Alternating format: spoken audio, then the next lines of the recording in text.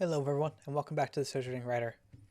Today we're going to be discussing the book Emotion Thesaurus, A Writer's Guide to Character Expression by Becca, Puglisi, and Angela Ackerman. Both Becca and Angela are well known for their book series under the banner Writers Helping Writers. There are 9 books and each deal with different aspects of writing, from negative traits, emotional wounds, and conflicts. I would like one day to go through each of these, but who knows. Both authors have devoted a lot of time and energy helping other writers hone their craft. These are people after my own heart. They run a website called writershelpingwriters.net, so go check them out.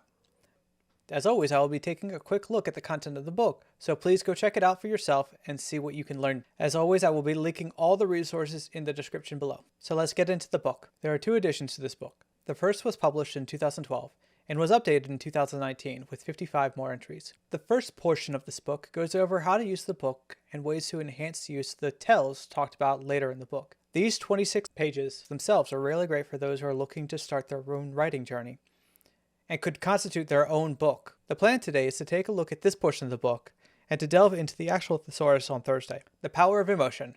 All successful novels, no matter what genre, have one thing in common: emotion. It lies at the core of every character's decision, action, and word, all which drive the story. Without emotion, a character's personal journey is pointless.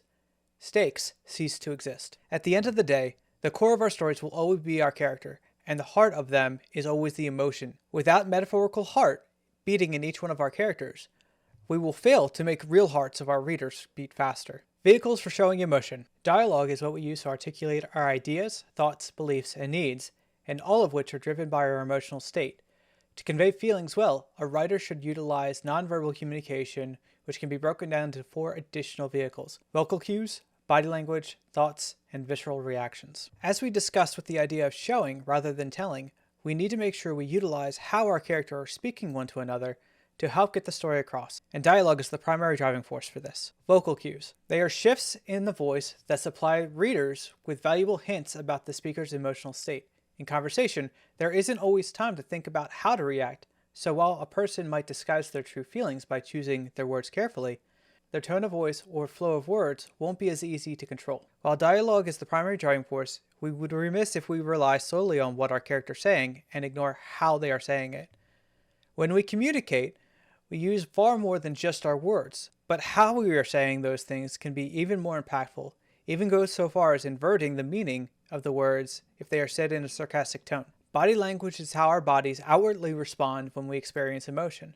The stronger the feeling, the more we react, and the less conscious control we have over our movement. Just like vocal cues, our body language can enforce what our characters are trying to say or be used to imply that they are lying. But we need to be careful, as if we rely solely on body language to get our ideas across, we can find our readers confused. Thoughts. They act as a window into the mental process that corresponds with an emotional experience. A character's internal monologue is not always rational and can skip from topic to topic with incredible speed, but using that mental response to express emotion is a powerful way to convey how they are seeing their world. Depending on our perspective in our story, it can change how we use our characters' thoughts as a way of communicating to our readers. Visceral reactions are the most powerful form of nonverbal communication and should be used with the most caution. These internal sensations, heart rate, lightheadedness, adrenaline spikes, etc., are raw and uncontrolled, triggering the fight, flight, or freeze response because these are instinctive reactions. All people experience them. As such, readers will recognize and connect to them on a primal level. Visceral reactions are by far the most caution to use in our stories, as they are less likely to be picked up consciously by our reader. Character research. What to know to write authentic emotion. In the real world, no 2 people are alike, which means each of us express emotion in our own way. Some people find it perfectly natural to share what they feel with those around them, experiencing little to no discomfort with their emotions being on display. Others find the idea of revealing what they feel horrifying and will avoid situations that lead to such vulnerability. Most fall somewhere between these extremes. For our first draft, this is less important, as it is in later drafts, but we should always keep in mind the background of our characters and how they affect their actions. Sometimes, this can call for major rewrites as actions are irreconcilable for our character's personality. This spectrum of expressiveness is called emotional range, and will influence not only which feelings a person overtly shows, but when and how they manifest. Regardless of how things end up in our stories, we should always strive to understand how a normal person reacts to situations. And if our characters do not, there must be a reason for this. To ignore normal behavior without reason is to be putting at risk of melodrama and could undercut the emotional connection you are trying to create. The amount of backstory planning each character requires will vary depending on their role in the story. But since everyone is the product of the past, there are two universal areas worth exploring: the important people in your character's life and the impactful experiences that have stayed with them. There's a reason why your character is acting this way. At some point, you must let the reader know. Too often, we forget that our reader is missing critical information and are surprised when they miss the points or the emotional connections we are trying to create. Who shaped my character's views on emotion? And how do they pass on functional or dysfunctional attitudes and behaviors? Our past shapes our future. This is a universal truth we can never get away from. This is particularly true with those with trauma. Without healing from trauma, we stay in the same emotional state until that healing takes place. Baseline reactions. To understand how a character might react to big moments of conflict and upheaval in the story, we need to establish a baseline of how they would behave in everyday situations. So imagine a few benign scenarios that could be part of your character's normal day. A car that won't start, being late for an appointment, waking up sick, or plans changing at the last minute. It's worth the effort to imagine your character in situations like these to get a feel for how they will react. There is a phrase we should keep in mind: what is in the cups often comes out when it's shaken. Just like the cup, whatever is in our lives, regardless of how we try to hide it, comes out when we are stressed. This is true for our characters as well, demonstrative or reserved. Another aspect to consider when determining emotional range is the natural level of expressiveness for your character.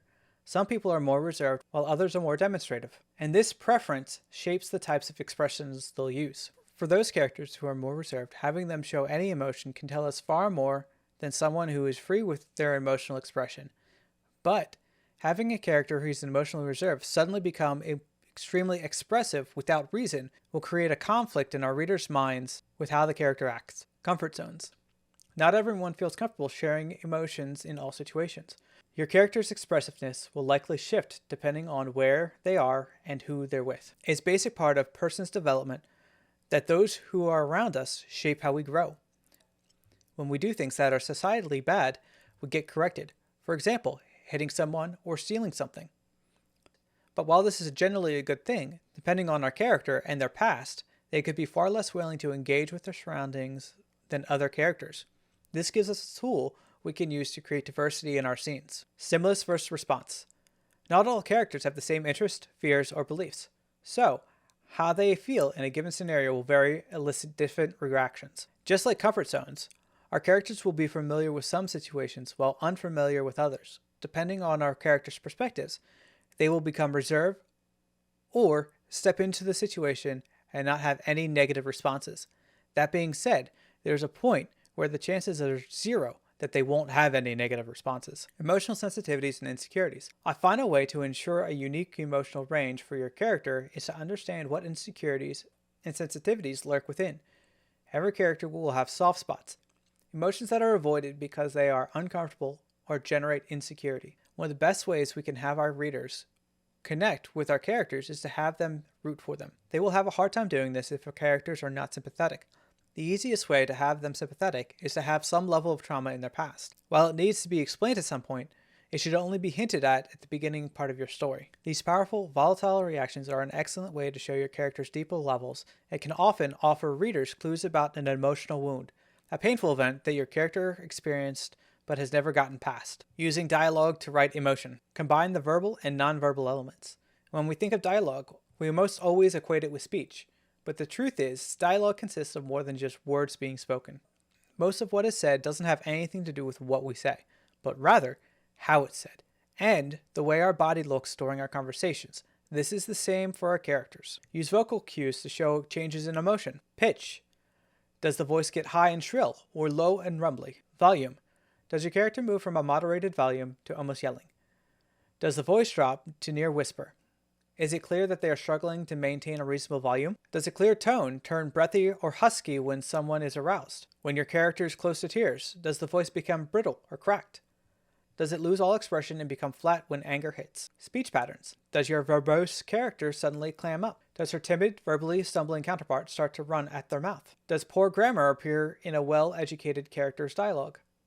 Does a stutter or lisp announce itself? Word choice. What words slip into a character's vernacular when they're feeling emotional that they don't normally use? Profanity and slurs?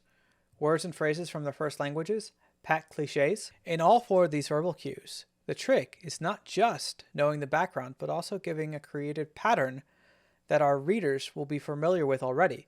This way, the deviation from what is normal will be a cue for our reader, as well for other characters, that something is different or wrong. This will be particularly true if you hint at the responses before it becomes extremely important for your reader to do so, especially if there's no other markers for why a character is acting this way. To keep your verbal exchanges sharp and multidimensional, ask yourself the following question. What do my characters want from this conversation? Subtext, what lies beneath. Simply defined, subtext is an underlying meaning. In a conversation, you have all the obvious things happening on the surface. The words, the acceptable emotions on display, but then there are all the hidden elements that your character isn't comfortable sharing. Their true opinions, what they really want, what they're afraid of, and the emotions that make them feel vulnerable. Without proper setup, any subtext will be missed by most readers. Now, that does not mean that every reader will always pick up on subtext, but we are always trying to make sure that as many of our readers will understand the subtext and will be able to pick them up on clues we leave for them.